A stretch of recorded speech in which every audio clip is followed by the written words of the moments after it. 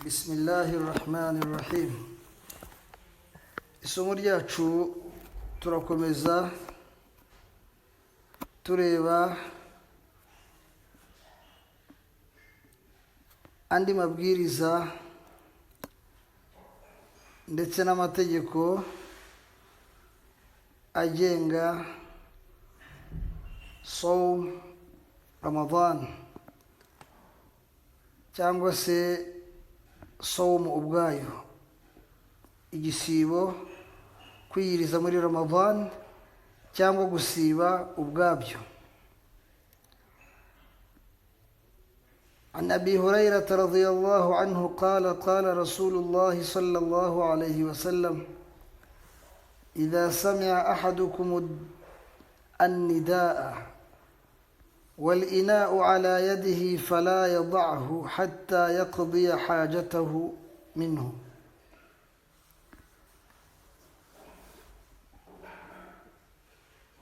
حديثي يأكلنا أبي هريرة رضي الله عنه iratwereka bimwe mu bibazo ushobora guhura nabyo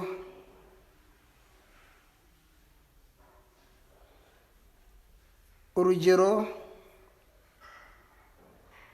nko gutorwa kwa adhana ya alfajiri, umuhamagaro wo mu gitondo, ariko ibyo bikaba wari ufite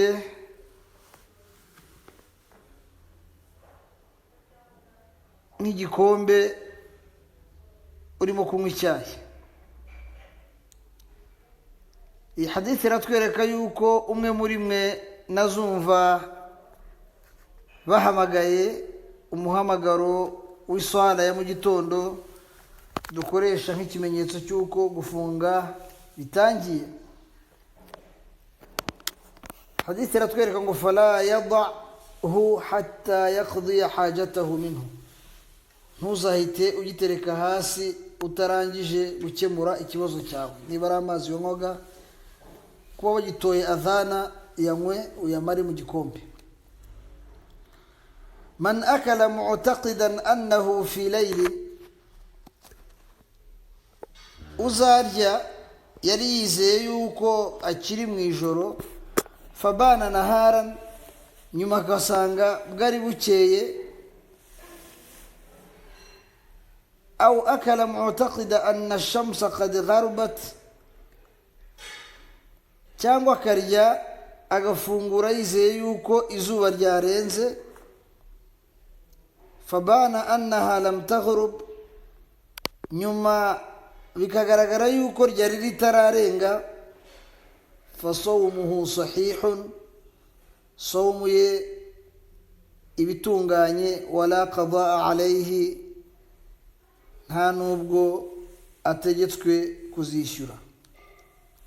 Kubera yuko mu zindi nyigisho iyo umuntu akoze khata, akoze igikorwa ariko akagikora kimucitse cyangwa yibeshye, atabiryozwa. الأشياء التي لا يفسد بها الصوم كثيرا, hari byinshi tugomba kuvugaho abantu bibesha ko byaba byorona sawm. الكحل والحقنة وما يقطر في إحليله ومداواة الجروح والطيب والدهن والبخور والحناء والقطرة في العين أو الأذن أو الأنف والقيء والحجامة والفصل للعرق واستخراج الدم والرعاف والنزيف ودم الجروح وخلع الضرس وخروج المذي والودي وبخاخ الرب ومعجون الأسنان، كل ذلك لا يفطر الصائم. ibi birimo ibyo bakoresha mu maso bisiga cyangwa bivura, inshinge zisanzwe,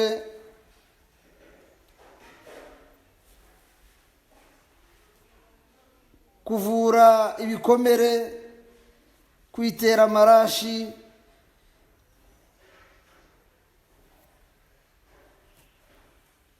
amavuta, ububani, kwisiga ihina, ibitonyanga by'umuti batonganyiriza mu maso, mu gutwi, mu mazuru, kuba umuntu yagira impamvu ituma agira isesemi akaruka, hijama ni uburyo mu kinyarwanda babyita kurumikwa, kwica indasago, kurasagwa abantu bivura,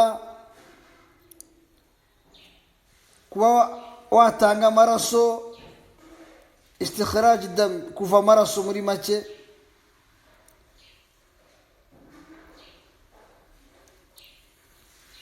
kuba wakanuka umuntu ukava amaraso, cyangwa ugakomereka ukava amaraso, cyangwa ugakurwa nk'iryinyo. Almadhi, gusohoka kw'amazi abanziriza almaniyi, umurenda ubanziriza kurangiza y'amazi ajya aboneka kenshi umuntu amaze nko kwihagarika, cyangwa se ayo mazi abanziriza almadhi, ubundi abanziriza almaniyi. ni amazi aza mbere yuko amazi aremereye ava mu mubiri w'umuntu igihe yagize shahwa aza. ni ukuvuga ngo itandukaniro ryayo aho ni ukubisobanura, almaniyu iyo avuye mu muntu shahwa zirarangira, ariko almadhi ni amazi agaragara ahubwo shahwa zirimo kwiyongera. alwadi ni amazi y'umurenda aza nyuma umuntu amaze nko kwihagarika. ibyo byose birimo za korogati, woza amenyo, ibyo byose nta na kimwe cyonona sawumu, nta na kimwe kikubaho ngo uvuge ngo kwiyiriza kwanjye kwangiritse.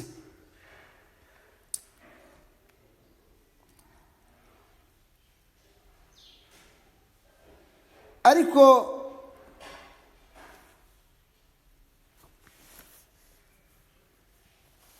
hari ibindi ukwiye kumenya.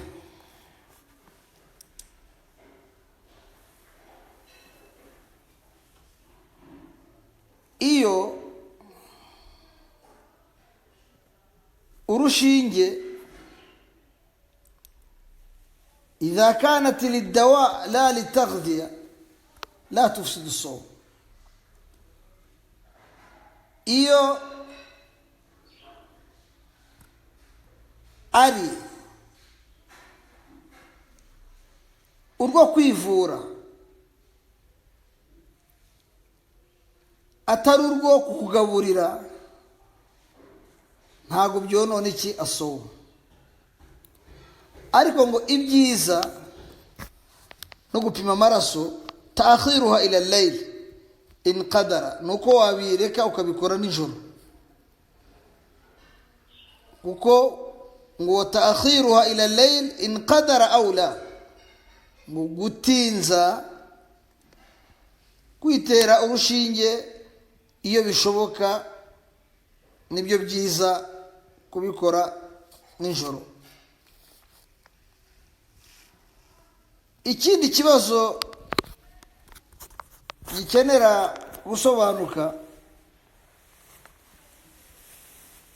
ese byaba byemewe yuko umutegarugori ashobora gukoresha umuti runaka cyangwa ikinini kugira ngo bihagarike kujya mu mihango kwe, abe yafunga anakore hijja. hano bamenye baratubwira ngo yajuzu lilmar'ati tanawul ma yamna'u alhayd li ajli as-siyam aw alhajj idha qarrara ahlu alkhibra min al-atibba'i anna dhalika la yadhurruha wa khayrun laha an takuffa an dhalik. biremewe ku mugore ko yanywa cyangwa yarya ngo ni nk'ikinini ibihagarika imihango ye kubera sowu, kubera kwiyiriza cyangwa kubera umutambagiro hijja. ariko ibyo byemerwa ryari? iyo byemejwe n'abahanga b'abaganga ko nta ngaruka na nto mbi bizamugiraho. ariko wa khayrun laha, ikiruta ikiza kuri we, an takufa an dhalika, ni ukwirinda gukoresha iyo miti, ibihe bye byagera akabireka bikaba nk'uko bisanzwe. birumvikana kwanga guteza ikibazo umubiri. ghasilul kila, koza impyiko, yakunu bi ikhraji ad-dami min al-jismi, babikora bavana amaraso mu mubiri w'umuntu, thumma i'adatuhu naqiyan, nyuma bakayamusubizamo asukuye, ma'a idafati ba'd al-mawad ilayhi, hari ibyo babongeyemo kugira ngo amaraso ye akore neza. wa hadha al-ghasil mufsid lis-sawm, ibyo byo iyo bikoze sawmu yawe irononekara, irangirika. idha anzala as-sa'im biistimna'in, umuntu ufunze arangije yikinishije, au mubasharata zawjatihi biduni jima'in, cyangwa se akarangiza yarakinishije, yarakoze ku mugore we ariko adakoze imibonano, fahuwa athimun, abona icyaha. wa alayhi alqada duna alkafara, isawmu ye abategetswe kuzongera akishyura uwo munsi, ariko nta kafara, nta kiru atanga, kubera yuko ikiru gitegetswe ku wakoze imibonano nyayo. man safara fi ramadan, uzajya mu rugendo muri ramadan, wasama fi safarihi, agafunga ari mu rugendo, thumma jama'a zawjatahu fi an-nahar, nyuma agakora imibonano n'uwo bashakanye ku manywa, fa alayhi al-qada, we ategekwa kuzishyura uwo munsi duna al-kafara, adatanze ikiru. impamvu nuko yakoze imibonano afunze ariko ari mu rugendo, kandi kuba mu rugendo byari uburenganzira bwe bwo kudafunga. man jama'a fi nahari ramadan, uzakora imibonano ku manywa ya ramadan, wa huwa muqimun, ariko akayikora atuye atari mu rugendo, fa alayhi alqada, ategekwa kuzishyura, wal kafara, agatanga n'ikiru, wal ithmu, akaba akoze n'icyaha, in kana mutaammidan, iyo yabikoze abishaka adacitswe, aliman, abizi yuko biziririjwe gukora imibonano ufunze kandi utuye, dhakiran, atibagiwe. aha ijambo mu'tamidan ni ibintu ukoze nta terabwoba, ari wowe ubyishakiye ubihisemo. dhakiran ni ukuba wibuka utibagiwe ko ufunze.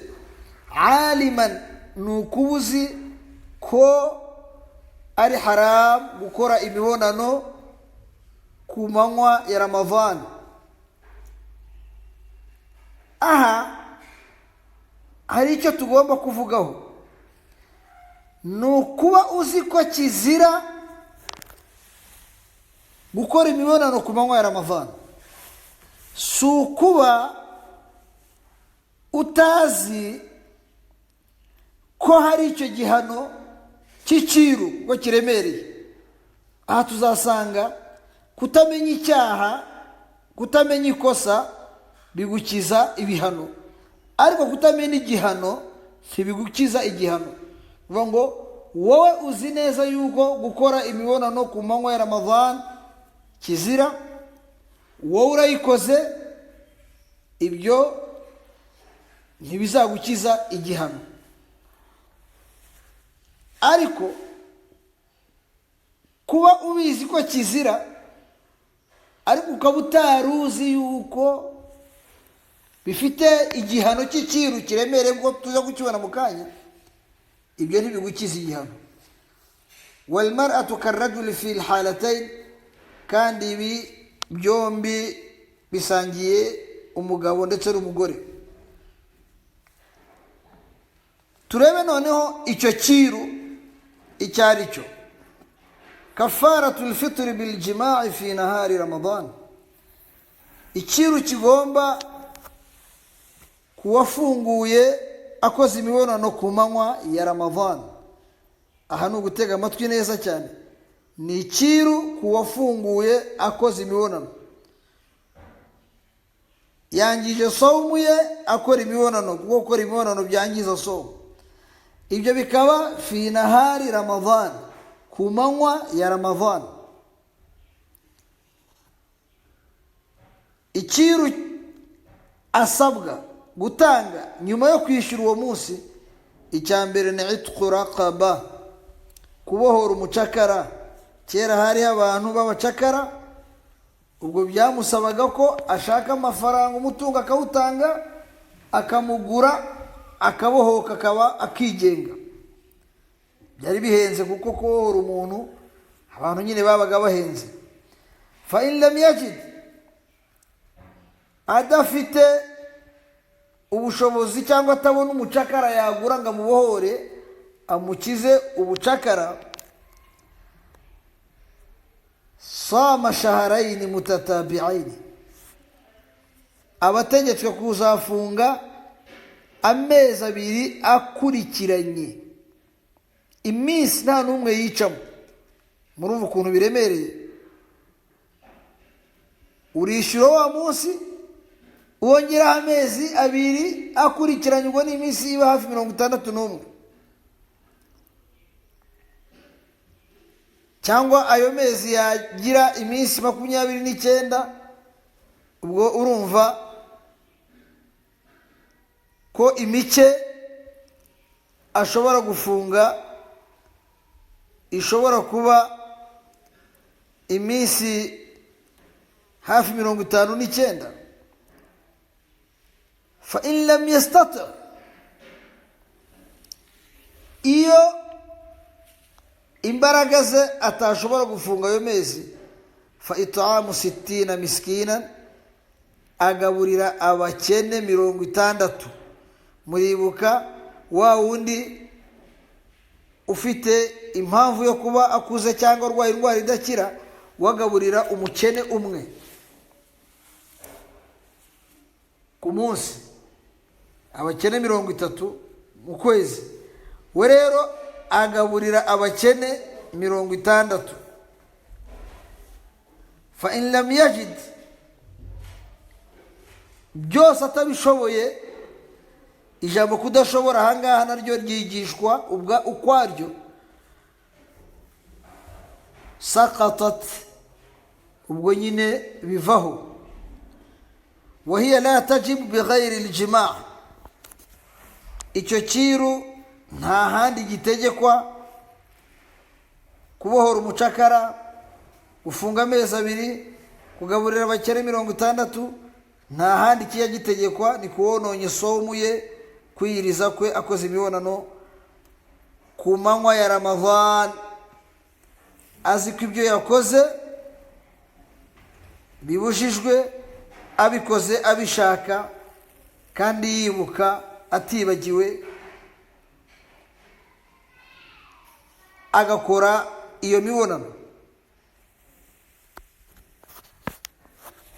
ممن يلزمه الصوم إذا فعله عالما معتمدا فمن واقع في صوم نفل أو نذر أو قضاء فلا كفارة عليه. ariko wakora imibonano yafunze bitari ku manywa ya Ramadhan, nk'ufunze sunna cyangwa nadhir, ni igisibo cy'umuhigo uba warahigiye Imana ko niguha iki cyangwa nubona iki uzafunga, aho qada cyangwa wishyuraga umwenda wa sawmu wari ufite, wowe nta kafara agira, nta kiru atanga, yishyura uwo munsi. bivuze ngo wafunze sunna ugafungura kubera imibonano ukoze n'uwo mwashakanye, cyangwa se wari urimo gufunga sawmu y'umuhigo ya nadhiri, cyangwa se wishyuraga sawmu y'umwenda wishyuraga, byo ntago bigira ikiru, ahubwo ni ukwishyura gusa. ibi tubisanga muri hadithi ya Abi Huraira nanone y'umugabo waje. Abu Huraira aratubwira ati qala jaa rajulu ila nabii sallallahu alayhi wasallam faqala halaktu ya Rasulallah. umugabo yaje kwa Rasul sallallahu alayhi wasallam aramubwira ati noretswe ya Rasulallah. qala wa ma ahlakaka, niki cyakoretse? qala waqaftu ala imraati fi Ramadan. aravuga ati noretswe no gukora imibonano n'uwo twashakanye muri Ramadan. Rasul sallallahu alayhi wasallam qala, aramubwira ati hal tajidu ma tu'tiqu raqaba, ufite ibyabohora umucakara? qala la. qala fahal tastati'u an tasuma shahrayn mutatabi'ain, wabasha gufunga sawmu kwiyiriza amezi abiri akurikiranye? qala la. aramubwira ati ntabyo nabasha ya Rasulallah. qala fahal tajidu ma tut'imu 60 miskinan, ese wabona ibyo ugaburira abakene 60? qala la. aravuga ati ya Rasulallah ntabyo nabasha. qala thumma jalasa, arangije aricara. fa utiya an-nabiy sallallahu alayhi wasallam bi'arqin fihi tamr. Rasul sallallahu alayhi wasallam bamuzaniye icyo twagereranye n'igitebo kirimo itende, ziriya mbuto zitende. faqal, Rasul aramubwira ati tasaddaqa bihadha, fata izi mbuto ugende uzitange sadaqa, uzitange mikiru. qala, abwira Rasul ati afqaru minna, njye kubiha ukennye kundusha. fama bayna labatayha ahlu baytin ahwaju ilayha minna, niba kuvuga ngo kura hagati y'imisozi nta muntu n'umwe wabona w'umukene uri munsi yanjye, naziha. فضحك النبي صلى الله عليه وسلم, byasekeje intumwa y'Imana Muhammadin sallallahu alayhi wasallam, hatta badat anyabahu, ngo araseka kugeza ubwo amenyo ye yagaragaye y'ibishigo, umva yarasetse cyane.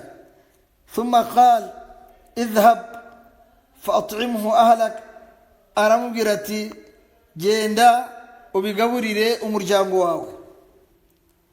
ahangaha abamenyi batwereka yuko biriya byiru bitatu ushobora kudashobora kubohora umucakara kubera impamvu zinyuranye, kubona abacakara batakibaho, cyangwa kudafite ubushobozi igihe bari bakibaho, cyangwa se ukaba utabasha gufunga kubera imbaraga z'umubiri, gufunga amezi abiri cyangwa se ntubashe ukaba umukene utabasha kugabura abakene 60, ni ukutabishobora ukazirikana ngo wowe n'Imana yawe ni wowe uzi ibyo ushoboye n'ibyo udashoboye, kuko somu ntabwo yereka abantu, yereka Imana. Uvuze ngo ntubishoboye kandi bishoboye, ni wowe waba wihimye, ntawe waba uhimye, kubera yuko kwa Allah byose bizagaragara ukuri kwabyo. Ubwo rero iyo utabishoboye, bamwe mu bamenyi bavuga yuko bisigara ari umwenda ufite uzakora igihe uzawushoborera, igihe uzagira ubushobozi. Ariko turebye iyi hadithi, abamenyi bandi bakavuga yuko ubwo ikiru kiba kivuyeho, kuko Rasul atigeze amubwira ngo igihe uzakirira ukabishobora uzatange icyo kiru. الأشياء التي لا ينقطع بها تتابع الصيام لمن عليه صيام شهرين ونحوهما. hari ibintu لا ينقطع بها تتابع الصيام لمن عليه صيام شهرين, ngo bidahagarika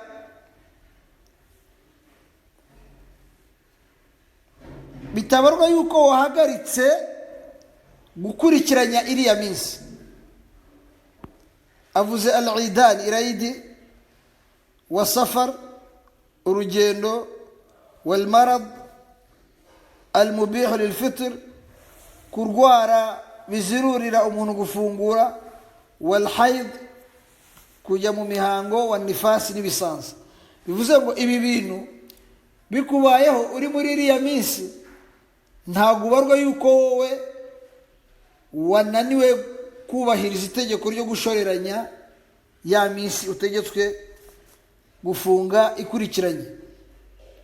Ni ukuvuga ngo ibi ntibibarwamo, nicyo bishatse kuvuga.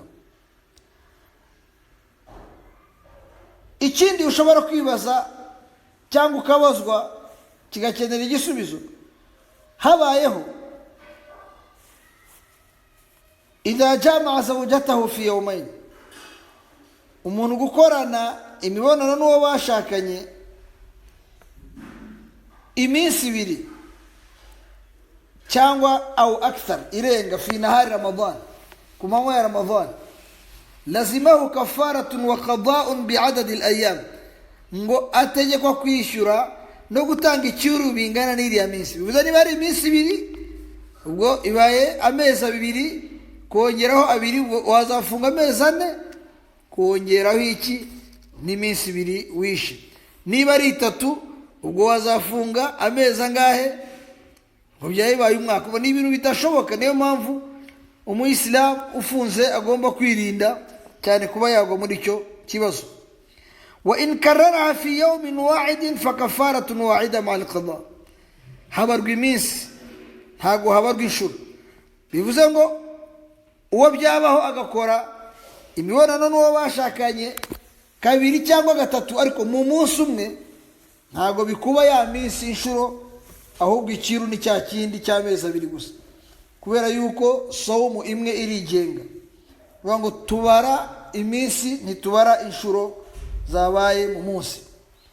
Idha qaddama al-musafiru muftiran, umuntu uri mu rugendo aruvuyemo akagera iwe kandi yafunguye, kuko yari yemerewe gufungura mu rugendo, fi yawmin kanat zawjatuhu tahiratan, yagera iwe agasanga umudamu we ntiyafunze, kuko niwo munsi yaboneyemo isuku ye y'iminsi y'ukwezi kwe, min al-hayd aw an-nifas, cyangwa nifas, fi athnaihi jaza lahu an yujami'aha, ngo we icyo gihe aba yemerewe gukora imibonano n'uwo bashakanye. Bishatse kuvuga iki? Kugira ngo tubisobanukirwe neza, umudamu wawe yagiye mu isuku ku manywa ya Ramadan, nibwo yakoze tahara yo kuba avuye mu bisanza cyangwa avuye mu minsi y'ukwezi. Kubera yuko isuku ye no kuva mu minsi y'ukwezi byabaye twatangiye gufunga, we ntabwo akomereza aho ngafunga nk'uko twabibonye. Noneho nawe umugabo we uvuye mu rugendo uhageze ku manywa ya Ramadhan utafunze kuko wari mu rugendo, icyo gihe imibonano mukoze ntacyo uryozwa, kubera yuko wari ufunguye byemewe, nawe yarafunguye byemewe. Yasunnu qada'u Ramadhan fawran mutatabi'an, kwishyura Ramadhan ni byiza yuko wishyura fawran, utabirindirije byihuse, mutatabi'an ariko unakurikiranyije iminsi. Yani byiza yuko Ramadhan irangiye za Shawwal zikavamo, ni byiza ko ubishoboye udafite impamvu, igihe impamvu ye yarangiye, impamvu y'uburwayi n'izindi twabonye, ni byiza yuko yakwishyura vuba akanakurikiranya iminsi ye agomba kwishyura, niba ari 5 akayifunga yose. Wa idha daqa alwaqt wajaba at-tatabu, ariko iyo igihe usigaranye kugira ngo indi Ramadhan ari gitoya, ubwo butegetswe noneho kubishoreranya. Ntago ari kuvuga ngo ni byiza, byiza biba ari sunna, yani ni byiza bisobanuye ngo ntago bitegetswe ariko nibyo biruta. Ariko igihe usigaranye ari gito ku buryo ufite impungenge yuko indi Ramadhan yazo utarishyura, ubwo ni gutegekwa noneho biba ari ngombwa kwihutisha no gukurikiranya kwishyura. Wa in akhara qada'u Ramadhan ila ma ba'da Ramadhan akhar, bibaye gutinza kwishyura Ramadhan hakaza indi Ramadhan yindi bighayri udhrin, nta mpamvu wagize yemewe, fahuwa athimun, uba warakoze icyaha, wa alayhi alqada, uba ugomba kwishyura. Ubwo urumva yuko wari ufite impamvu yagize zituma indi Ramadhan iza, we nta cyaha afite, aba agomba kwishyura gusa. Allahu azza wa jalla awjaba siyam Ramadhan adaan fi haqqi ghayri dhawi al-a'dhar, ngo Allah Imana rurema nyagasani wuje ubutagatifu yategetse gufunga Ramadhan adaan fi haqqi ghayri dhawi al-a'dhar, gufungira igihe kuri babandi badafite impamvu, za mpamvu zemewe. Wa qada'u fi haqqi dhawi al-a'dhar, nabishura ni babandi bafite impamvu zimwe zemewe, allati la tazulu ka safar, za mpamvu zidahoraho ka safar, nk'urugendo, wal haid, kujya mu mihango ntibihoraho, wal it'amu fi haqqi man la yastati'u siyam adaan wala qada'an kal kabir, ariko kugabura bivuze ngo ibitari ukwishyura abatishyura Ramadhan, basimbuza Ramadhan, basimbuza nako gufunga, bagaburira abakene, ni babandi badashobora gufunga, bafungiye igihe n'abandi igihe cya Ramadhan, cyangwa se ntibazashobore no kwishyura kubera ubukure cyangwa se izindi mpamvu nk'uburwayi bwatwibanire budakira. Twihute. Man mata wa alayhi siyam min Ramadhan, iyo umuntu apfuye yari afite umwenda wa Ramadhan, fa in kana ma'dhuran bimaradin, iyi mpamvu ye yari uko yari arwaye, wa nahwihi, n'izindi mpamvu nkazo, fala yalzamu anhu alqada, ntago ategetswe kwishyura, wala it'am cyangwa kugabura. Wa in amkanahu alqada falam yaf'al, ariko iyo yashoboye kwishyura ntiyabikora, yararwaye arakira, ntiyishyura, yumva azishyura, akaza guhura n'urupfu agapfa, hatta mata sama anhu waliyuhu, uwo niwe ufungirwa na waliwe, abazungura be, umuzungura we wa mbere niwe umufungira. Aha birashaka naho bisobanuke, abantu benshi bajya bishyurira abantu bitari byo. Iyo umuntu arwaye dufunze Ramadhan, uburwayi bwe akazitaba Imana atarigeze akira hagati ye no kwitaba Imana kwe, ntabwo iriya minsi bayishyura kuko ntiyari ategetswe kuyifunga. nicyo bishatse kuvuga hano. ahubwo umuntu twe twishyurira ni umuntu werarwaye, yagiye mu rugendo, yagize impamvu imwemerera kudafunga, nyuma iyo mpamvu iza kuvaho, ivuyeho ateganya ko azafunga, ntiyafunga. uwafite umwenda kuko yahawe amahirwe yo kwishyura ntiyabikora, ubwo yari afite umwenda, ariko umwenda ukomoka ku impamvu zari zemewe.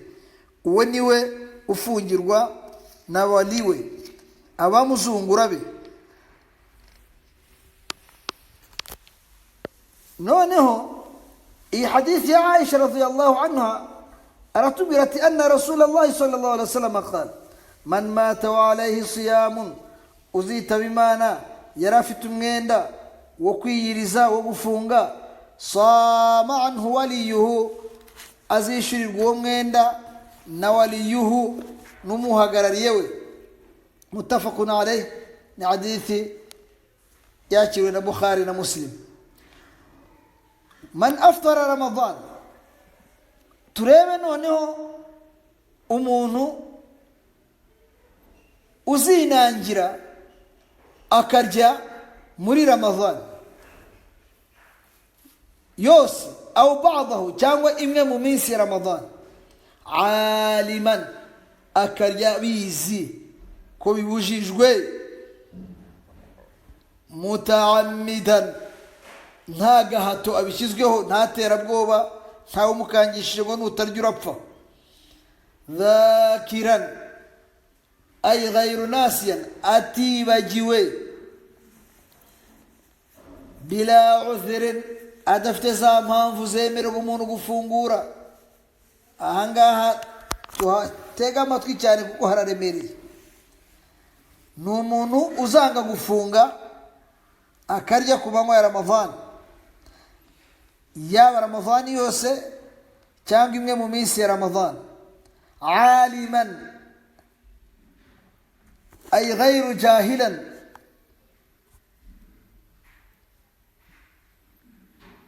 atabitewe n'ubujiji, kuba atarabizi ko bibujijwe. ubwo ni aliman bitahrimihi, kuba azi ko biziririjwe. mu'tamidan ay ghayra mukrah, abihisemo, nta gahato ashyizweho. dhakiran ay ghayru nasiyan, atibagiwe. bila uthrin, nta mpamvu afite, impamvu nk'iyo ku rugendo no kurwara. fala yashra'u lahu alqada, ntago yemerewe kwishyura.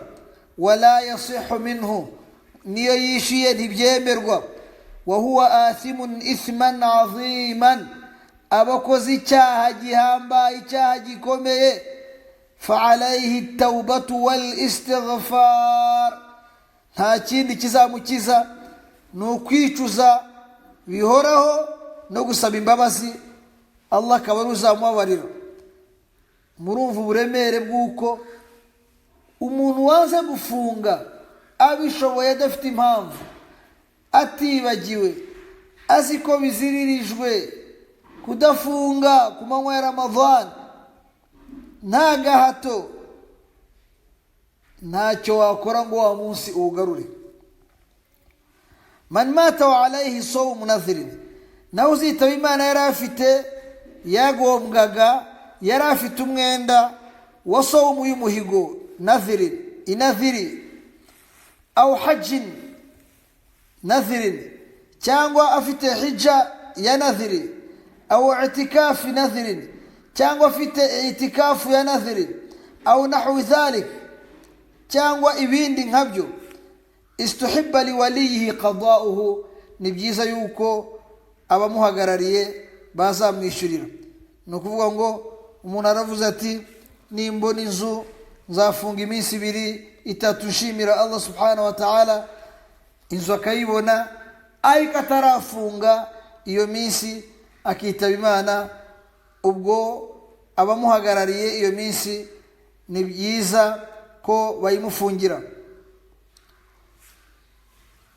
cyangwa akitaba Imana yari afite hijja ya nadhiri, yaravuze ati Allah nampa inzu, nankiza uburwayi, nakiza uburwayi umugore wanjye, umwana wanjye, umuvandimwe, umubyeyi, nzajya Maka gukora hijja yo gushimira Imana.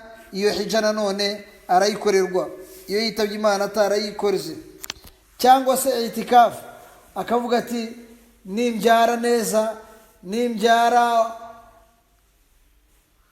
bitangoye, impamvu yose, nimbona perimi, nimbona akazi, nzakora itikafu y'uyu mwaka.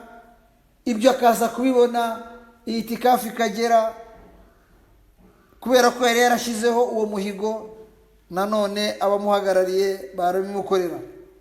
N'ibindi nkabyo umuntu yashiriraho uwo mugambi. Walwaliyu, abo bamuhagarariye ni bande? Huwa alwarithu, ni bamwe bamuzungura nanoneho iyo yitabye Imana. Wa in qadahu ghayruhu saha, ariko nutamuzungura abimukoreye ngo biremewe, wa ajza, nta kibibuza. Man nawa al-iftar aftara, umuntu uzaba ufunze agashyiraho umugambi ati njyewe ndafunguye, gufunga ndabiretse, aftara, abafunguye. Lianna siyama murakkabu min ruknayn, kubera yuko gufunga bigizwe n'inkingi ebyiri: an-niyya, gushyiraho umugambi, wal imsak an al-muftirat, no kwigomwa ureka ibyonona sawmu byose. Fa idha nawa al-iftar saqata rukn, ubwo rero iyo ashyizeho umugambi wo gufungura, inkingi imwe iba ipfuye, kandi inkingi ivuyeho igikorwa kiba kivuyeho. Wa huwa asasul a'mal, kandi niwo fondation, ni nayo musingi w'ibikorwa. Wa a'zamu qawamat al-ibada, kandi ni cyo gikomeye cyubakiyeho gusenga. Wa huwa niyya, kugambirira. Nta sengesho na rimwe wakora ritarimo kugambirira ngo ribe ririho. Bityo rero umuntu akwiye kwirinda kuba yafunga inzara yamwica cyangwa inyota, akavuga ati njyewe gufunga mbivuyemo. Wenda yagera agiye gushaka ibiryo yabibura, akavuga ati mbisubiyemo. Niyo wabisubiramo, kwa kuvuga ngo mbivuyemo, somu yawe iba yangiritse, kuko iniya yawe wayikuyeho, kandi niyo nkingi ya mbere ya somu. Man nama laylata 30 min Sha'ban, umuntu uzaryama ijoro rya 30 rya Sha'ban, we ni kwa kwezi kubanziriza Ramadan. Waqala, akavuga ati in kana ghada min Ramadan fa ana saim, ejo nihe aba ari Ramadan nzaba mfunze. Fatabayyana annahu Ramadan, bugacya byagaragaye ko ari Ramadan, fa sawmuhu sahih, gufunga kwe kuba kwemeye. Umuntu araryamye nijoro, ariko ntagazi ejo no gufunga, ariko nijoro rya 30 min Sha'ban, ya 30, kuvuga gusa ngo ejo nibiba ari Ramadan zafunga, bugacya Ramadan ariyo, ubwo iniya ye ibihagije, somu ye irakirwa, iremerwa. Annahyu in aada ila nafsi al-ibada fahiya haram, ukubuzwa, iyo uko kubuzwa kugaruka muri iryo ibada, muri iryo sengesho, ubwo uko kubuzwa biba ari haram, ibyo ubujijwe biba ari haram. Wa batila, niyo ibada iba yononekaye. Kama law sama al-muslim yawm al-eid, muwafunga ku munsi w'Eid, kubera yuko ubujijwe gufunga ku munsi w'Eid, ubwo iyo ufunze ku munsi w'Eid uba ukoze haram, ukoze na batil, uba ukoze icyaha ikibujijwe kitemewe. Wa in kana an-nahyu ya'udu ila qawlin aw fi'lin yakhtassu bil ibada, naho ukubuza iyo kuje bigaruka ku ijambo cyangwa igikorwa cyihariye muri iyo ibada, muri iryo sengesho, muri icyo gikorwa cyo kugaragira Imana, fahadha yubtiluha, byo byonona gusa icyo gikorwa. Kaman akala, nkuriye wa huwa saim, afunze fasada sawmuhu yonona sawmu ye. Wa in kana an-nahyu 'amman, naho ukubuzwa ikibujijwe yari rusange fil ibada, muri ibada mwisengesho, wa ghayriha, no mu bindi bikaba uko kubuzwa ari rusange, fahadha la yubtiluha, ibyo ntago byo byonona iyo ibada. Kal ghaibati lisaib, kuko wavuga umuntu kandi ufunze umuvuga nabi, fahiya haram, ibyo ni haram. Lakinaha la tubtilu siyam, ni icyaha ubukoze ariko somu yawe ntago biyonona ngo utegeke kuzayisubiramo. Wa hakadha fi kulli ibada, uko niko biri no mu zindi ibada. Insha Allah ta'ala dusoreje hano iki cyiciro cy'iri somo, tuzirikana ko twarebye ibi byangiza as-sawm n'ibitangiza as-sawm, abantu bitirira ko bishobora kuba byangiza sawm cyangwa bitiranya. Tunabona n'izindi masail, ibindi bibazo wakwibaza tubishakira n'ibisubizo. Tunabona na kafara, ikiru ku muntu ufunguye kubera imibonano ku manywa ya Ramadhan. Ahasigaye isomo rizakurikira insha Allah ta'ala tuzareba sunanu siyam, nizihe sunna mu gufunga. Insha Allah ta'ala niryo somo tuzakurikizaho. Wama yaquluhu as-saimu idha aftara, ese umuntu yarimo gufuturu, arimo gusiburuka ava mu gisibo, nayahe magambo avuga. Ibyo tuzabireba. Fadlu laylatul qadri, agaciro k'ijoro ry'ubugabe. Khasaisu laylatul qadri, ibyihariye ijoro ry'ubugabe rya laylatul qadri. Ma yukrahu lis-saimi wa ma yajibu wa ma yajuz, nibihe bitari byiza kuwafunze, ni nibihe biri ngombwa, ni nibihe yemerewe. Tuzareba hukumu taqbil wa mubasharatu zawja lis-saim, umuntu wa soma bita ngo guhabizu umugore we wabashakanye cyangwa akamukoraho kandi afunze, bifite itegeko ribigenga rihe. Al-wisal wa ma yahillu minhu wa ma yahrum, ese washaka gufunga umunsi urenze umwe adafutuye, akaba yafunga iminsi 2-3 ariko atariyemo, itegeko ribigenga iyo sawmu ni rihe. Sawmu an-nabi wa iftaruhu, sawmu y'intumwa Muhammadin sallallahu alaihi wasallam n'uburyo yafunguraga. Hakazaza sawmu tatawwu, noneho gufunga bitari itegeko, sawmu zitari itegeko, kwiyiriza bitari itegeko, ahubwo biri byiza biguha ibihembo. Nabyo tuzabona mo ko bigize n'ibico bibiri insha Allah ta'ala. Hazi anwa'u siyamu tatawwu, amoko yo kwiyiriza bitari itegeko ariko biri byiza. insha Allah ta'ala numva hazaba hasigaye hukumu qat'i siyamu nafl, ni irihe tegeko rigenga guhagarika kuwiyirije bya sunna by'umugereka. Haze isomo rya al-i'tikaf. I'tikaf ni iki? Itegeko rigenga i'tikaf ni irihe? Kwiherera mu musigiti, nanone amabwiriza n'amategeko abigenga na yahe. I'tikaf ihera ryari ikarangira ryari? Ni bihe byiza cyane kuri al-i'tikaf. Muddatul i'tikaf, igihe cya i'tikaf tuzaba dushoje amasomo yacu ajyanye na somo insha Allah ta'ala. Wa sallallahu wa baraka ala sayidina wa nabiyina Muhammad sallallahu alayhi wa ala alihi wa sahbihi ajma'in, walhamdulillahi rabbil alamin.